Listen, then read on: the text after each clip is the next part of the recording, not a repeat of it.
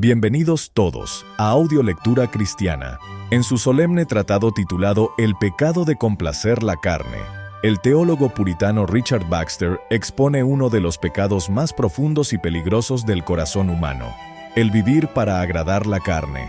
No se trata simplemente de actos externos, sino de un principio interno que gobierna la vida del hombre, un amor desordenado por el placer, la comodidad y la autosatisfacción. Baxter nos muestra que este pecado, tan común como ignorado, puede convertirse en una forma sutil de idolatría, donde el yo ocupa el lugar que solo le pertenece a Dios. A la luz de la Escritura, esta exhortación nos llama a examinarnos seriamente, pues la pregunta no es solo qué hacemos, sino para quién vivimos. Acompáñanos en esta edificante audiolectura. Esperamos sea de gran bendición para todos. Dicho esto, amados hermanos, comencemos. En estas proposiciones os explicaré claramente hasta qué punto complacer la carne es pecado. Número 1. El agrado o desagrado del apetito sensible, considerado en sí mismo, no es ni pecado ni deber, ni bueno ni malo. Número 2. Dar demasiada importancia a la complacencia de la carne es pecado, y anteponerla a la complacencia de Dios y a las santas preparaciones para el cielo es propio de la carnalidad y la impiedad, y la causa común de la condenación de las almas. El placer de la carne o de los sentidos es un bien natural, y el deseo natural de éste en sí mismo no es ni vicio ni virtud. Pero cuando este pequeño bien natural se antepone al bien espiritual, moral o eterno, este es el pecado de la mente carnal, que conlleva la muerte. Romanos 8:1, 5, 8, 13. Número 3. Comprar la satisfacción de la carne a un precio demasiado alto, como la pérdida de tiempo, o con cuidados y problemas que exceden su valor, y estar demasiado empeñado en hacer provisiones para complacerla, demuestra que está sobrevalorada, y es el pecado prohibido. Romanos 8:14. Número 4. Cuando cualquier deseo de la carne es desordenado, inmoderado o irregular en cuanto a materia, manera, cantidad, calidad o tiempo, es pecado complacer ese deseo desordenado. Número 5. Cuando complacer los deseos carnales los mima en exceso, alimentando pasiones inmundas o cualquier otro pecado, y no es necesario por algún otro motivo, como obrar un bien mayor, entonces ese es pecado. Pero si la vida lo exige, la lujuria debe ser reprimida por otros medios. Número 6. Cuando complacer los deseos carnales los perjudica, dañando la salud y haciendo que el cuerpo sea menos apto para cumplir con sus deberes, se comete pecado. Así, casi toda intemperancia tiende a generar enfermedades, y Dios ordena la templanza incluso para el bien del cuerpo. Número 7. Cuando la complacencia carnal innecesaria obstaculiza cualquier deber de piedad, justicia, caridad o autoconservación en pensamiento, afecto, palabra o acción, es pecado. Número 8. Si se puede imaginar que algún placer carnal no tiene ninguna tendencia, directa o indirectamente, hacia ningún bien o mal moral, no es objeto de una elección o rechazo moral, sino que, como un guiño, no es voluntario, no está dentro del ámbito de la moralidad. Número 9. Todo placer de la carne, que es susceptible de ser referido a un fin superior, y no es referido ni usado de esa manera, es pecado. Y casi no hay nada en lo que un hombre pueda deliberar que no deba ser referido a un fin superior, incluso a la gloria de Dios, y para impulsarnos al amor y la gratitud, y fortalecernos o prepararnos de alguna manera para algún deber. Esto es aparentemente un pecado. Primero, porque de otro modo, complacer a la carne se convierte en nuestro fin último, y la carne en un ídolo si la deseamos solo por sí misma, cuando puede estar relacionada con un fin superior. Pues aunque el apetito sensible en sí mismo no tenga un fin previsto, todo lo que la voluntad desea es como fin o como medio. Aquello que no se desea como medio para un fin superior, se desea como nuestro fin último, en ese acto. Pero solo Dios es el fin último y legítimo del hombre. Segundo, porque va en contra de un mandato expreso, 1 Corintios 10:31. Ya sea que comáis o bebáis o hagáis cualquier otra cosa, hacedlo todo para la gloria de Dios. Tercero, porque de otra manera tomaríamos las criaturas de Dios en vano y las desecharíamos como basura. Cuarto, y perderemos nuestro propio beneficio para el cual la criatura o el placer deberían mejorar. Quinto, y silenciaremos la razón cuando deba dirigir, y suspenderemos el gobierno de la voluntad, y daremos el gobierno, hasta entonces, a la carne o apetito bestial, porque gobierna esa facultad cuyo objeto es nuestro fin. Estas razones demuestran claramente que es un pecado poner fin a nuestros deseos en cualquier acto de placer carnal, sin aspirar a nada más, cuando se trata de una cuestión de elección y deliberación moral. Número 10. Pero el pecado aquí no es simplemente que la carne se complazca, sino que se omite el deber de referirla a un fin superior, de modo que es un pecado de omisión, a menos que procedamos a referirnos a cosas mejores como un medio para ello.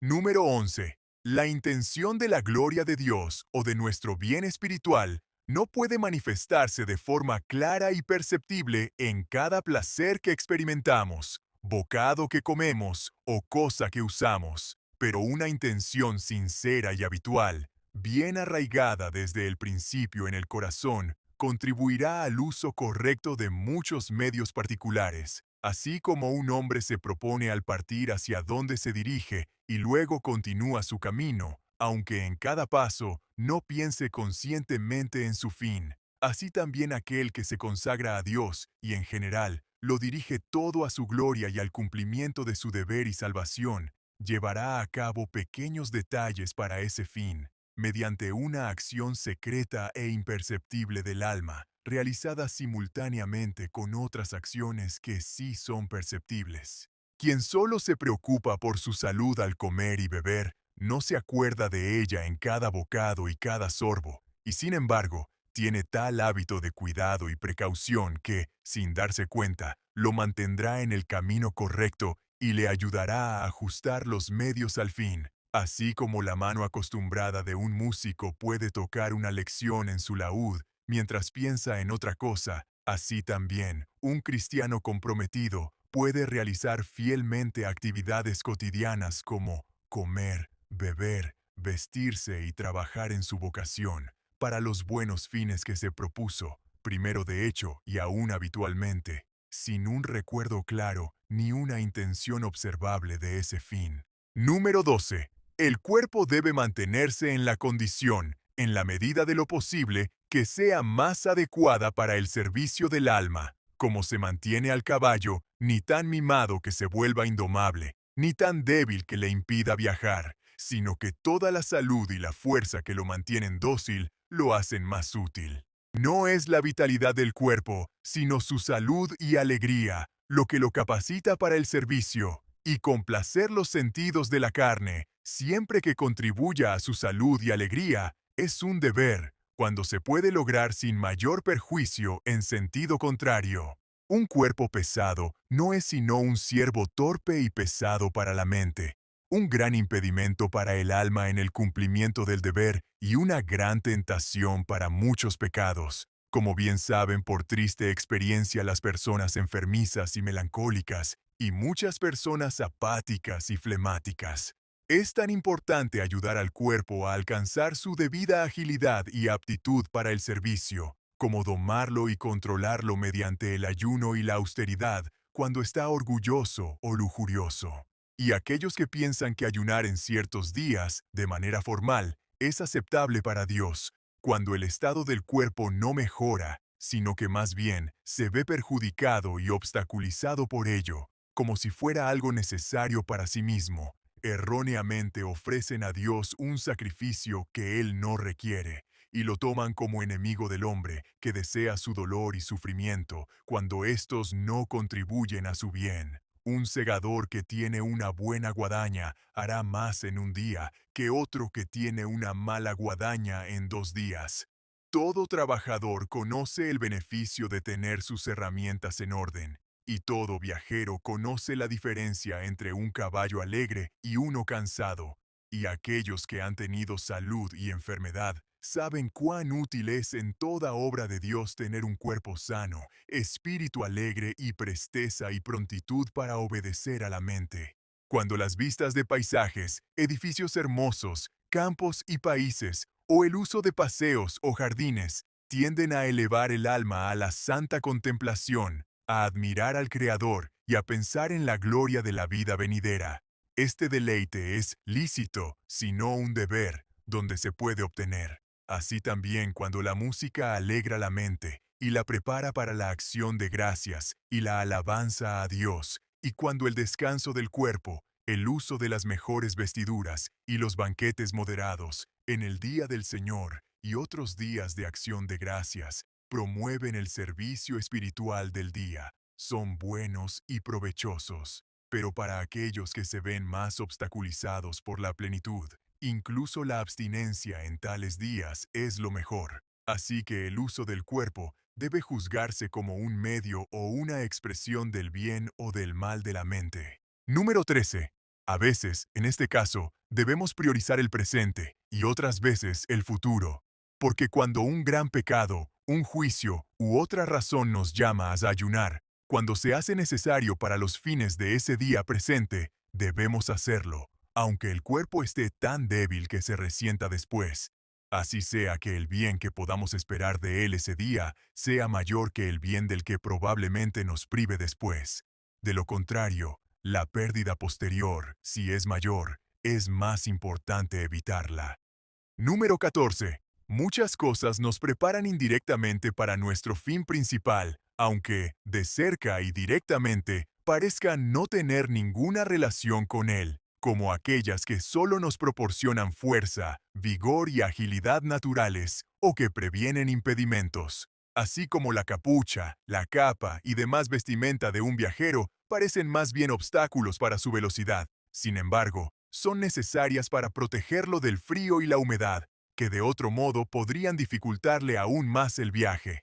Sí, un peligro o impedimento posible e incierto, si es grande, puede prevenirse con un pequeño impedimento. De igual modo, conviene que nuestros cuerpos se mantengan con la salud y la agilidad que normalmente se requieren para nuestro deber, y al comer, beber y realizar actividades recreativas lícitas, no solo nos preparamos para el deber presente o próximo, sino también para el que puede estar muy lejano. Número 15. Por lo general, es más seguro temer más al exceso de placer carnal que al defecto, porque, por lo general, todos somos muy propensos al exceso, y además, el exceso suele ser más peligroso, cuando el exceso es la condenación de todos o de la mayoría de los que perecen, y el defecto no es más que un problema y un obstáculo, pero nunca, o rara vez, la condenación de nadie. Entonces es fácil ver de qué lado debemos ser más temerosos, cautelosos y vigilantes. Número 16. Sin embargo, la escrupulosidad excesiva puede ser un pecado mayor y un obstáculo mayor para la obra de Dios que algunos pequeños excesos de complacencia carnal que se cometen por ignorancia o inadvertencia. Cuando un corazón honesto que prefiere a Dios antes que a la carne y está dispuesto a complacerlo aunque esto desagrade a la carne, se equivoca en algunos detalles menores o comete algunos errores cotidianos por debilidad o negligencia, esto representa un obstáculo mucho menor para la obra principal de la religión, que si esa persona se preocupara diariamente por cada bocado que come, si no es demasiado agradable o demasiado, por cada palabra que pronuncia y por cada paso que da, como hacen muchas personas pobres, tentadas y melancólicas, incapacitándose así no solo para amar, alabar y agradecer, sino incluso para todo servicio valioso. En resumen, Todo placer de los sentidos o de la carne que sea lícito debe tener estas características. 1. La gloria de Dios debe ser el fin último. 2. El asunto debe ser lícito y no estar prohibido. 3. Por lo tanto, no debe ser un obstáculo para el cumplimiento del deber. 4. Ni para inducirnos al pecado. 5. Ni en detrimento de nuestra salud. 6. Ni demasiado valorado, ni demasiado caro. 7. La medida debe ser moderada. Si falta alguna de estas cualidades, se comete pecado. Cuando complacer a la carne es la inclinación habitual del corazón y de la vida, y se prefiere a agradar a Dios, se demuestra que el alma está cautiva de la carne y en una condición condenable. Punto número 2. El gran mal de complacer la carne. A continuación, les mostraré la maldad o perversidad de la complacencia carnal predominante, porque si se conociera la magnitud de este pecado, contribuiría en gran medida a su curación. Primero, entiendan que complacer los deseos carnales es el pecado de los pecados, el fin de todo pecado, y por lo tanto, la esencia misma de todo pecado. Todo el mal que cometen los impíos, en última instancia, es para complacer la carne. El amor a complacer la carne es la causa de todo pecado. El orgullo, la codicia, la fornicación, la lascivia, la gula, la embriaguez y todos los demás pecados no son sino obras inmediatas de la sensualidad y el placer carnal, o bien su servicio indirecto, al proveer para ello. Y toda la enemistad maliciosa y la oposición a Dios y a la piedad provienen de ahí, porque se oponen a los intereses y deseos de la carne. La causa final es aquella para la cual los hombres inventan y utilizan todos los medios que tienden a ella. Por lo tanto, siendo todos los demás pecados meros medios para satisfacer nuestros apetitos y fantasías carnales, es evidente que el afán de complacer la carne es la causa común de todos ellos y es a los demás pecados como el resorte al reloj o el contrapeso al mecanismo, el peso que les da movimiento. Cura este pecado y habrás eliminado el contrapeso, pero, en verdad, solo el amor a agradar a Dios puede curar verdaderamente el amor a complacer la carne, y tal cura es la cura de todo pecado. Segundo, complacer a la carne es la mayor idolatría del mundo. La carne es el mayor ídolo que jamás se haya erigido contra Dios. Por eso Pablo dice de los mundanos sensuales que su vientre es su Dios, y de ahí que se preocupan por las cosas terrenales. Se glorían en su vergüenza y son enemigos de la cruz de Cristo, es decir, de los sufrimientos por Cristo, y de la doctrina y los deberes que causarían sus sufrimientos. Ese es el Dios del hombre, al que toma como su bien supremo, al que más ama, en el que más confía y al que más desea complacer. Y esta es la carne para todo sensualista. Él ama el placer más que a Dios. Saborea o se preocupa por las cosas de la carne, vive para ellas y las persigue. Provee para ellas satisfacer su apetito o sus deseos. Siembra para la carne y satisface sus deseos. Así pues, mientras que la lujuria o la sensualidad dominan, se dice que el pecado domina sobre ellos y son sus siervos. Romanos 6:14, 20. Porque a quien los hombres se someten como siervos para obedecer, de él son siervos a quienes sirven u obedecen. Romanos 6:16.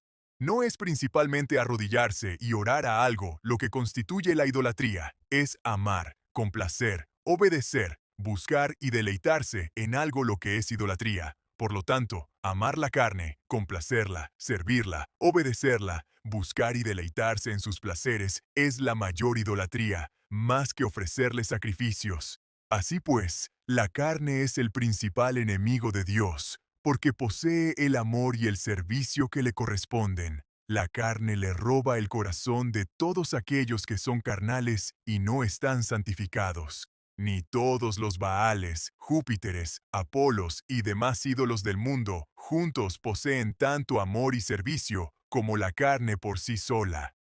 Si el sensualista idolatra otras cosas, es solo en la medida en que sirven a su carne, y por lo tanto, las convierte en ídolos inferiores.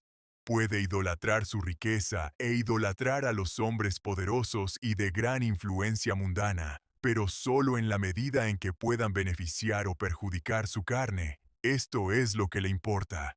Juzga su condición según los intereses de la carne. Juzga a sus amigos según estos. Elige sus acciones o las rechaza y mide las palabras y acciones de los demás. Considera bueno todo lo que agrada a su carne y malo todo lo que va en contra de su placer. Tercero, la carne no es solo el ídolo común, sino el ídolo más devorador del mundo. No posee, como los ídolos inferiores y adulados, solo una rodilla y un halago, o de vez en cuando un sacrificio o una ceremonia, sino que posee el corazón, la lengua, el cuerpo para servirle, todo el patrimonio, el servicio de los amigos, el uso del ingenio y la máxima diligencia. En una palabra, lo tiene todo. La carne es amada y servida por el sensualista, con todo su corazón, con toda su alma y con todas sus fuerzas. La honran con sus bienes y las primicias de sus ganancias. Se la sirve con la misma fidelidad con la que Cristo exige a sus discípulos. Los hombres se desprenden de su padre, su madre, su hermano, su hermana y sus amigos más cercanos para complacer su carne. No, Cristo no exigió a los hombres que se desprendieran por Él de nada más importante que las cosas terrenales transitorias, de las que pronto se desprenderán, quieran o no, pero hacen por la carne 10,000 veces más de lo que jamás se les exigió por Cristo. Abandonan a Dios por la carne, abandonan a Cristo, el cielo y su salvación por ello. Abandonan todas las comodidades de esta vida y todas las alegrías de la vida venidera por ello. Venden todo lo que tienen y dejan el precio a sus pies. Sí, más que todo lo que poseen, incluso todas sus esperanzas de lo que podrían tener por toda la eternidad. Sufren en las llamas del infierno para siempre por su carne. Todo el dolor que soportan es por la carne. Todo el daño que hacen a los demás y todo el revuelo que causan en el mundo es por ello. Dedican todo su tiempo a su carne, y si tuvieran 1000 años más de vida, los dedicarían igualmente a su carne. Si algo parece darse en nombre de Dios, no son más que los huesos, las migajas o los restos de la carne, o mejor dicho, nada, pues Dios no dispone de las horas que aparenta tener, sino solo de unas pocas palabras amables y halagos, cuando la carne domina sus corazones en medio de su hipócrita adoración. Les sirven como los indios sirven al diablo, para que éste sirva a sus intereses y no les haga daño. En cuarto lugar, ¿qué vil ídolo es la carne? Si Elías se burló de la idolatría pagana, ¿no se justifica igualmente contra la idolatría de todo lo sensual? ¿Es tan grande la locura de servir a un ídolo de plata, oro, piedra o madera? Es mejor servir a un ídolo de carne y hueso, lleno de inmundicia y excremento por dentro, cuya piel, la parte más limpia, se avergüenza de ser descubierta. Podemos decirle al mundano carnal, como Elías a los baalistas, e incluso más: invoca a tu Dios en la hora de tu angustia, clama a voz en cuello, tal vez esté dormido, o se esté sonando la nariz, o vomitando, o purgando. Sin duda pronto estará pudriéndose en la tumba, más repugnante que la tierra o el estiércol.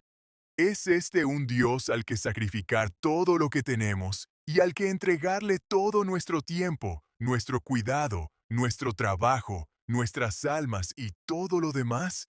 Oh juez de esta idolatría, como Dios te hará juzgar al final. Quinto, consideremos ahora cuán impía y horrible es la humillación que supone para el Dios eterno preferir algo tan vil antes que a Él. ¿Acaso todo hombre impío y sensual no es un blasfemo constante y práctico? Con tu práctica, dices continuamente: esta carne inmunda y repugnante debe ser preferida a Dios, debe ser más amada, obedecida y servida, merece más de mi tiempo que Dios, es más digna de mi deleite y amor. Dios juzgará y juzgará con justicia pronto, si este no es el lenguaje cotidiano de tu vida, aunque tu lengua ahora tenga mejores modales. Y si esto es blasfemia, júzgate a ti mismo. Si consideras que Dios o la carne son más dignos de complacer, ¿y cuál crees que es mejor complacer? Pregúntale a tu propio corazón, cuando las cartas, los dados, la comida, la bebida, las diversiones, la ociosidad y el lujo te parecen tan dulces en comparación con tus pensamientos sobre Dios, su santa palabra y su servicio. Y cuando por la mañana y por la noche, y siempre que estás solo, esos pensamientos pueden fluir sin cesar hacia el placer, hacia estas provisiones para tu carne, que apenas puedes obligar a elevar la mirada hacia Dios, aunque sea un cuarto de hora, incluso con renuencia. Número 6. Piensa también en el desprecio que supone anteponer los placeres de la carne al cielo. Todos los hombres solo buscan dos fines: satisfacer sus deseos terrenales o disfrutar de la presencia de Dios en el cielo. Estos dos objetivos son opuestos. Quien prioriza uno, renuncia o prácticamente renuncia al otro. Si siembras para la carne, de la carne cosecharás corrupción, pero si siembras para el Espíritu, del Espíritu cosecharás vida eterna. Gálatas 6:8. Tus riquezas, honores, diversiones, placeres y apetitos se comparan con el cielo y todas las alegrías y esperanzas venideras. ¿Acaso no se menosprecia al cielo quienes prefieren algo tan vil antes que él? Séptimo, recuerda que complacer los placeres carnales es un gran desprecio y una traición al alma.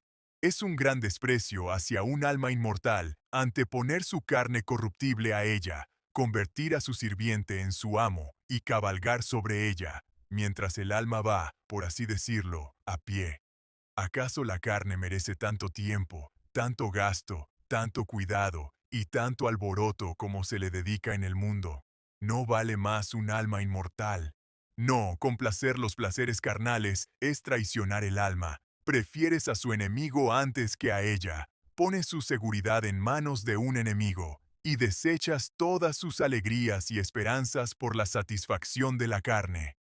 ¿Acaso el alma no se quejaría de tu crueldad y diría: ¿debe venderse mi felicidad eterna para obtener un placer tan efímero para tu carne? ¿Debo ser destruida para siempre y yacer en el infierno para que la carne se sacie por un breve tiempo? Pero ¿por qué hablo de la queja del alma? ¡Ay! El alma debe quejarse de sí misma, pues es su propia perdición. Tiene la opción de elegir. La carne solo puede tentarla, no obligarla. Dios ha puesto el poder y el gobierno supremos en sus manos. Si quiere vender sus esperanzas eternas para complacer el alimento de los gusanos, debe actuar en consecuencia. ¿No considerarías muy sabio a aquel que vende toda su herencia para comprar un festín y entretenimiento deliciosos durante una hora? ¿Y acaso es más sabio o mejor aquel que vende la herencia de su alma y la entrega al infierno y a los demonios para siempre, todo para comprar el placer carnal de una vida tan breve? Octavo, recuerden qué vida tan bestial es la de un sensualista. Es una degradación de su propia humanidad. Los placeres sensuales son placeres primitivos. Tanto las bestias como los hombres los disfrutan. Poseemos la facultad superior de la razón para dominar y controlar nuestra parte bestial, y la razón es el hombre, y tiene una felicidad superior en la que deleitarse. ¿Acaso creen que el hombre no está hecho para asuntos más elevados que una bestia?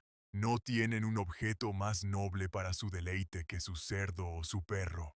Ciertamente, cuando se prefieren los placeres sensuales a los placeres superiores del alma, el hombre se convierte en una bestia, o peor aún, sometiendo su razón a su parte bestial. Número 9.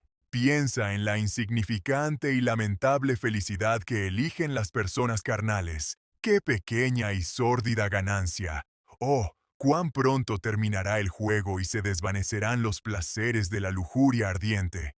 Cuán pronto la bebida pasará por sus gargantas y sus delicados platos se convertirán en excremento. Cuán breve es la diversión y la risa del necio, y cuán pronto ese rostro será el índice de un cuerpo dolorido o de una mente afligida y atormentada. Solo faltan unos días para que toda su carne más adornada y mimada se convierta en alimento para gusanos. Unos pocos días convertirán su placer en angustia, su alegría en gemidos, su ostentación en lamento, todo su orgullo en vergüenza. Así como cada momento pone fin a todos los placeres pasados de sus vidas, y ahora son para ellos como si nunca hubieran existido, así también se acerca el último momento, que acabará con lo poco que queda. Y entonces el pecador confesará con gemidos que ha tomado una decisión miserable y que podría haber tenido un placer más duradero si hubiera sido sabio. Cuando el cráneo sea arrojado con la pala para dejar espacio a un sucesor, se podrá ver el agujero por donde entró toda la comida y la bebida, pero no se verán señales de alegría ni placer. Décimo. Por último, consideremos que apenas existe pecado más imperdonable que este. El que se deja llevar por los placeres carnales ve el fin de todos sus deleites sensuales en los rostros de los enfermos, en los cadáveres que cada día son llevados a la tierra, en las tumbas, los huesos y el polvo de quienes alguna vez tuvieron una vida tan dichosa como la suya. Su razón puede decir, todo esto se ha ido con ellos, y es como si nunca hubiera existido, y pronto me sucederá lo mismo a mí. Sabe que todo el placer de su vida pasada ya no tiene valor para él.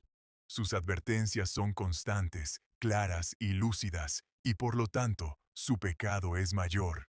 Punto número 3. 4 objeciones. Objeción número 1.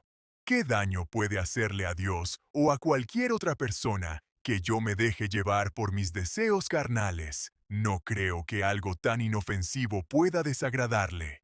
Respuesta. Simplemente como placer, no tiene daño, pero como placer desordenado o inmoderado, o como amado en exceso y preferido a Dios y a tu salvación, o como mayor que tu deleite en Dios, o como carece de su fin propio y amado meramente por sí mismo, y no usado como medio para cosas superiores, y como se convierte en un obstáculo para el alma, y para el placer espiritual, y el servicio de Dios, y como el deleite brutal de un apetito ingobernado y rebelde que domina la razón y no está bajo obediencia a Dios. Aunque el pecado no puede dañar a Dios, sí puede dañarte a ti y perjudicarlo. Creo que ya te he mostrado el daño y el veneno que encierra. Es la rebelión misma de la naturaleza corrompida, la destrucción de todas las cosas, el derrocamiento de Dios, del cielo y de la razón, la destrucción de la utilidad de todas las criaturas y la sustitución de todo por lo que agrada a la carne, convirtiendo a una bestia en tu Dios y gobernante. ¿Y preguntas qué daño hay en esto? Así actuará tu hijo cuando desee jugar o divertirse, y el enfermo cuando desee satisfacer sus deseos. Pero tu padre, tu médico y la razón, y no los deseos insaciables, serán quienes juzguen. Objeción número 2. Es mi naturaleza ser así. Siento que es natural para mí, y por lo tanto, no puede ser pecado. Respuesta.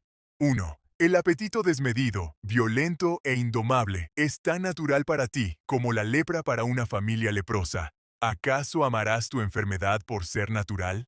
Es tan natural como ser malicioso, vengativo, desobedecer a tus gobernantes y maltratar a tus vecinos. Y aún así, creo que no te juzgarán inocente por rebeldía o maltrato, porque es algo natural para ti. 2. Si bien el apetito es natural, ¿acaso no es natural para ti que la razón lo gobierne? ¿Y no es natural someter el apetito a la razón? Si no lo es, has perdido la naturaleza humana y te has transformado en la naturaleza de una bestia. Dios te dio una naturaleza superior para gobernar tu apetito y tu naturaleza inferior, y aunque la razón no puede eliminar tu apetito, sí puede gobernarlo e impedir que lo satisfagas en cualquier medida que sea inapropiada. Objeción número 3. Dios creó mis deseos, por lo tanto, no pueden ser pecaminosos. El caso de Eva demuestra que el apetito era el mismo en la inocencia, por lo tanto, no es pecado. Respuesta. No debes olvidar la diferencia entre 1. El apetito en sí mismo. 2. La violencia y el desenfreno del apetito. 3. Y la obediencia y satisfacción del apetito. El primero, El apetito en sí era inocente y por lo tanto no es pecado, pero los otros dos, la violencia del apetito y la obediencia, no eran inocentes y por lo tanto son pecaminosos. Objeción número 4. Dios me creó así. ¿Por qué no debería seguir mis deseos? ¿Por qué Dios le daría al hombre inocente un apetito que debe ser controlado por la razón? ¿Y qué deseo que la razón debe prohibir? Respuesta. La naturaleza sensible precede en orden de generación a la racional, y la razón y las leyes de Dios no tienen sentido si carecen de él. Es como preguntar por qué Dios creó bestias, que deben ser controladas y gobernadas por los hombres, y por lo tanto, tienen un deseo de aquello de lo que el hombre debe reprimirlas. Es como preguntar por qué Dios nos hizo hombres y no ángeles, o por qué puso nuestras almas en carne. Él no tiene que darte explicaciones sobre su creación, pero puedes ver que es apropiado que la obediencia sea puesta a prueba mediante dificultades y oposición antes de recibir su reconocimiento y recompensa. Él te dio un cuerpo sujeto al alma, como el caballo al jinete, y debes admirar su sabiduría y agradecerle el poder rector de la razón, y no quejarte de él porque el caballo no irá tan bien sin la guía del jinete, o porque te impide ir tan rápido y bien a pie. Hasta aquí las objeciones del sensualista. 10 señales de un complaciente carnal. Las señales de un complaciente carnal o sensual son estas, que pueden deducirse de lo que ya se ha dicho. Primero, cuando un hombre, deseando complacer su apetito, no lo remite, real o habitualmente, a un fin superior, a saber, el de prepararse para el servicio de Dios, sino que se aferra únicamente al placer. Segundo, cuando busca con más afán y empeño la prosperidad de su cuerpo que la de su alma. Tercero, cuando no quiere separarse ni abstenerse de sus placeres, cuando Dios se los prohíbe, o cuando dañan su alma, o cuando las necesidades de su alma lo llaman con más fuerza por otro camino, pero necesita su deleite cueste lo que cueste, y está tan empeñado en ello que no puede negárselo a sí mismo. Cuarto, cuando los placeres de su carne superan sus deleites en Dios, en su santa palabra y sus caminos, y en la previsión de un gozo eterno. Y esto no solo en la pasión, sino también en la valoración, la elección y la conducta. Cuando prefiere estar en un juego, un banquete, un juego, o conseguir buenos negocios o ganancias en el mundo, que vivir en la fe y el amor, en una relación santa y celestial. Quinto, cuando los hombres se proponen idear y estudiar cómo proveer para los placeres de la carne, y esto es lo primero y más dulce en sus pensamientos. Sexto, cuando preferían hablar, o escuchar, o leer sobre placeres carnales, en lugar de sobre delicias espirituales y celestiales. Séptimo, cuando aman la compañía de los alegres sensuales más que la comunión de los santos, en la cual pueden ejercitarse en las alabanzas de su Creador. Octavo, cuando consideran que la mejor vocación, condición y lugar para vivir es aquel donde tienen el placer de la carne, donde tienen comodidad, comen bien y no les falta nada para el cuerpo, en lugar de aquel donde tienen mucha mejor ayuda y provisión para el alma, aunque la carne se vea privada de ella. Noveno, cuando le resulte más costoso complacer sus deseos carnales que complacer a Dios. Décimo, cuando no crea ni le guste ninguna doctrina que no sea el libertinaje, y odie la mortificación por considerarla una precisión demasiado estricta. Por estas y otras señales similares, la sensualidad puede reconocerse fácilmente. Sí, por la inclinación principal de la vida. Punto número 4. 5 maneras en que las personas se engañan a sí mismas. Muchos complacientes carnales se halagan a sí mismos con mejores títulos, siendo engañados por medios como estos.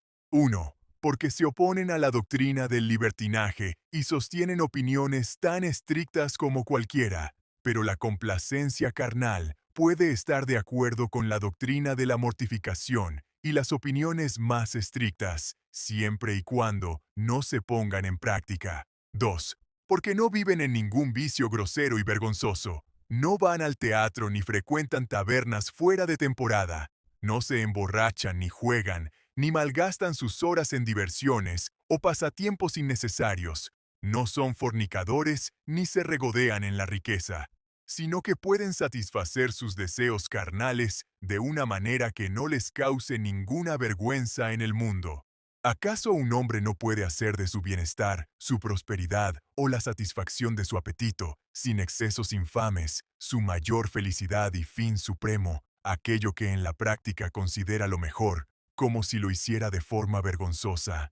No hay muchos hombres glotones que se complacen en la carne, haciendo de su deleite el fin supremo de todo lo que comen y beben, y que satisfacen su apetito sin ninguna restricción, salvo la que les imponen su salud y reputación, aunque no coman hasta vomitar o enfermar. Incluso la propia carne puede impedir que un sensualista se emborrache o coma hasta enfermar, pues la enfermedad y la vergüenza desagradan a la carne. Muchos hombres encubren una vida de sensualidad, no solo con una aparente templanza, sin ser reprendidos por los hombres, sino también con una aparente rigidez y austeridad. Pero la conciencia podría decirles dónde tienen sus bienes. Lucas 16:25. 3. Algunos piensan que no son complacientes de la carne sensual, porque viven en constante miseria, en la pobreza y la necesidad, trabajando arduamente por su pan de cada día, y por lo tanto esperan ser como los Lázaros, que sufren aquí en la tierra. Pero, ¿acaso no va todo esto en contra de tu voluntad? ¿No te gustaría vivir tan bien como los ricos, vivir tan ociosamente y disfrutar de tus placeres, si tuvieras tanto dinero como ellos? Lo que harías, eso eres, a los ojos de Dios. Serás juzgado por tu voluntad. Un ladrón no se convierte en un hombre honrado cuando la prisión o el cepo le impiden robar, sino cuando un cambio de corazón lo impide. 4. Otros creen que no se dejan llevar por los placeres carnales, pues su riqueza, posición social y honor les permiten disfrutar de una vida de lujos y placeres. Es como el rico de Lucas 16, que vestía de púrpura y lino fino y se alimentaba espléndidamente cada día. Vivía según sus propios deseos y conforme a su rango y posición. Y el insensato de Lucas 12, 19, 20 que dijo, Alma, descansa, come, bebe y alégrate. Pretendía complacerse con lo que Dios le había dado como bendición sobre su tierra y su trabajo. Pero ninguna riqueza le permite ser voluptuoso. Los mandamientos de domar y mortificar la carne, y no vivir tras ella, ni proveer para satisfacer sus deseos, se aplican tanto a los ricos como a los pobres. Aunque no se debe vivir con las mismas vestiduras que los pobres, se está tan obligado a la mortificación y la abnegación como los más pobres. Si eres más rico que otros, tienes más recursos para servir a Dios, pero no más que otros para satisfacer tus deseos carnales. Si la pobreza priva a los pobres de algo que les permita servir mejor a Dios, tanto física como mentalmente, puedes superarlos en ese sentido y usar con gratitud las bendiciones recibidas, pero no debes buscar la complacencia de los demás más que ellos. 5. Algunos se engañan interponiendo a veces un ayuno formal, como el fariseo carnal, que ayunaba 2 veces por semana.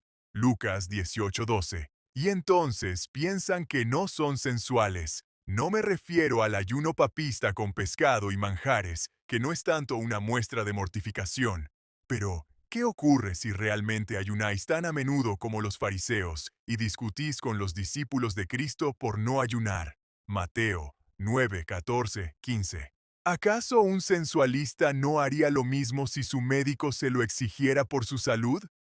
Si el ámbito de vuestras vidas es carnal, no es la interrupción de un ayuno formal lo que os eximirá de culpa, lo cual, tal vez, solo aviva vuestro apetito para la siguiente comida. Ejemplos de personas acusadas erróneamente de complacer los deseos carnales. Sin embargo, muchos son erróneamente considerados sensuales por otros, si no por ellos mismos, debido a errores como estos. Primero, porque no viven tan austeramente como los pobres, que carecen de lo necesario o útil para su deber. Pero según esa regla, No debo estar bien porque otros estén enfermos, o no debo caminar rápido porque los cojos solo pueden ir despacio. Si los pobres tienen malos caballos, yo puedo montar el mejor que pueda conseguir para resolver mis asuntos y aprovechar mi tiempo. Por eso prefiero la verdadera utilidad a la ostentación costosa e inútil.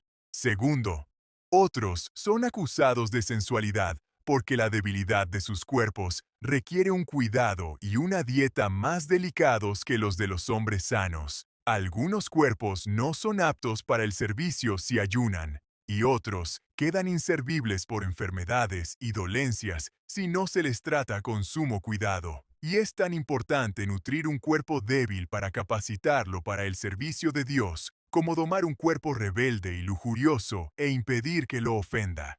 Tercero, algunas personas melancólicas y concienzudas aún se reprochan a sí mismas por mera escrupulosidad, cuestionando casi todo lo que comen, beben, visten o hacen, preguntándose si no es demasiado o demasiado placentero. Pero Dios exige una sobriedad alegre, que no consienta el cuerpo ni lo incapacite o impida cumplir con su deber, y no una escrupulosidad inútil y conflictiva.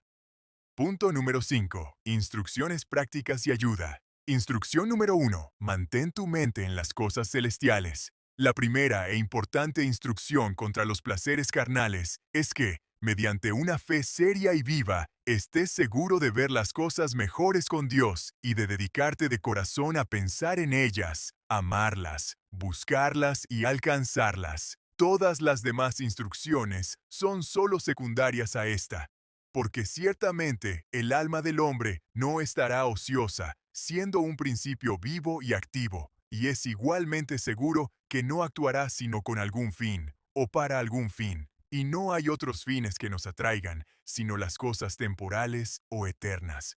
Por lo tanto, no hay verdadera cura para el amor sensual por las cosas temporales, sino volver el corazón a las cosas eternas.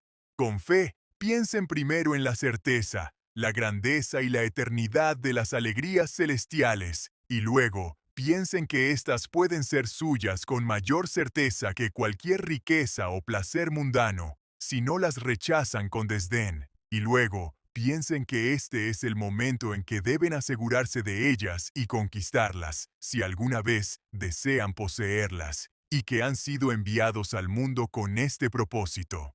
Y luego piensen que los placeres carnales son los únicos competidores de los placeres eternos, y que, si alguna vez los pierden, será por amar en exceso estas cosas transitorias, y que la mitad de su obra para su salvación consiste en extinguir sus afectos hacia todo lo terrenal, para que estén dedicados únicamente a Dios. Y, por último, piensen en cuánto más elevados y dulces placeres disfrutan los piadosos, incluso en esta vida, y ustedes los pierden mientras prefieren estos placeres sórdidos.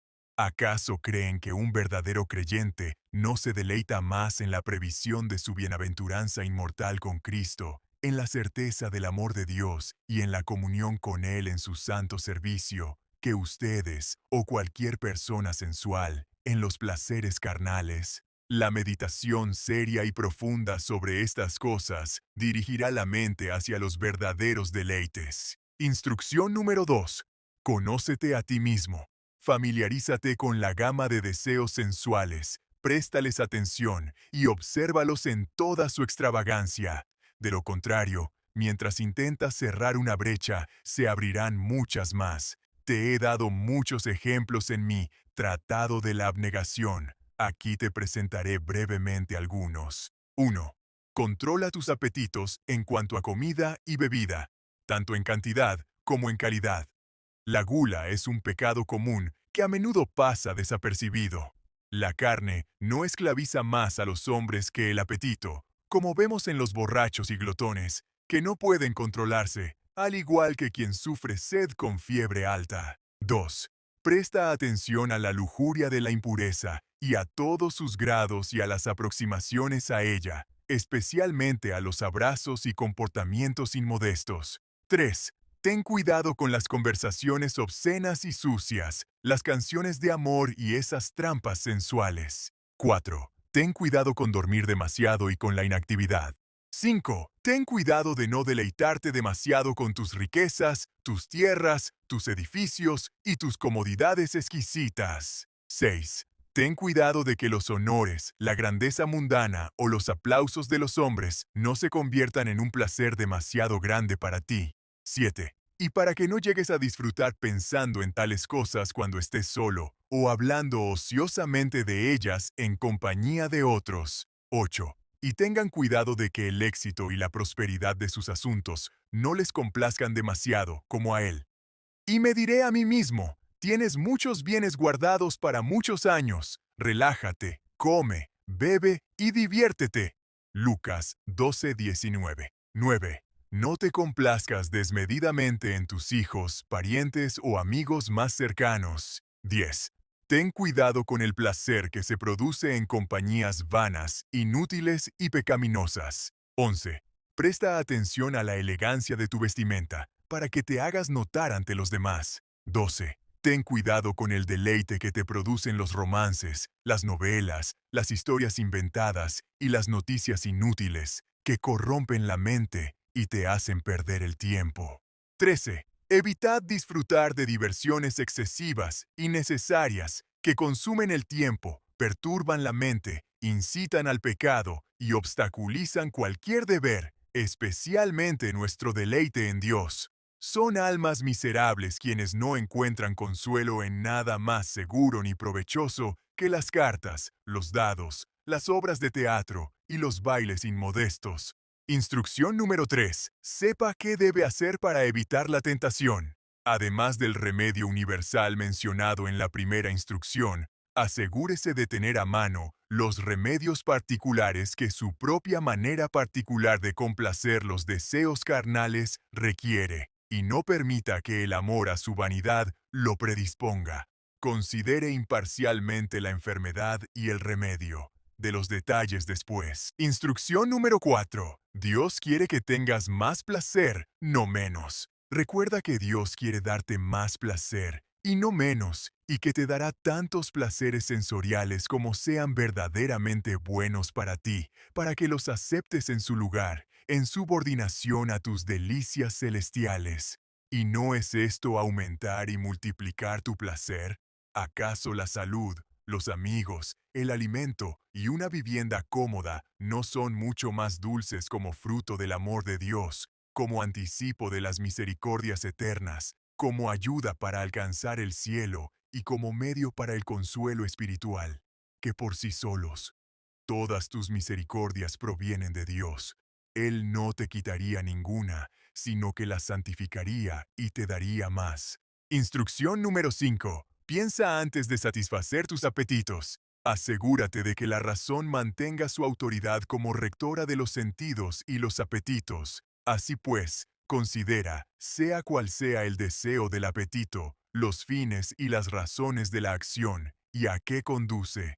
No tomes ni hagas nada simplemente porque los sentidos o los apetitos lo dicten, sino porque tienes una razón para hacerlo y para satisfacer ese apetito. Si dejas de lado la razón, actuarás como bestias. Instrucción número 6. Recuerda tu muerte. Ve a la tumba y contempla allí el fin del placer carnal y lo que éste te deparará al final. Uno pensaría que esto curaría el deseo insaciable de abundancia y placer. Ver dónde deben ser enterradas al final todas nuestras riquezas, nuestra alegría, nuestro entretenimiento y nuestro placer. Instrucción número 7. Recuerda a tu enemigo. Por último, recuerda que la carne es el gran enemigo de tu alma y complacerla, el mayor obstáculo para tu salvación. La enemistad del diablo y la del mundo son solo subordinadas a la de la carne, porque su placer es el fin, y las tentaciones del mundo y de Satanás son solo los medios para alcanzarlo. Último punto. Advertencias finales. Además de la malignidad expuesta anteriormente, considere 1. Cuán contraria es una vida voluptuosa al bendito ejemplo de nuestro Señor, de su siervo Pablo y de todos los apóstoles. Pablo domó su cuerpo y lo sometió, para que, habiendo predicado a otros, no fuera él mismo rechazado.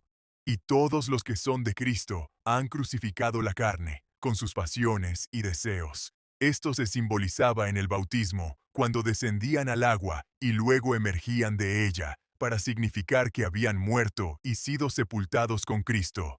Romanos 6:3-4, y habían resucitado con Él a una vida nueva.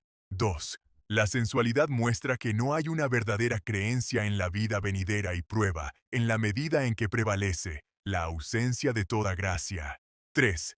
El complacer a la carne es un traidor constante al alma, un tentador continuo y un semental de todo pecado, el gran causante de alejar el corazón de Dios y la causa común de la apostasía misma. Sigue luchando contra el espíritu. Gálatas 5:17. Y busca sacar provecho de todas nuestras libertades. Gálatas 5:13. Segunda de Pedro 2:10.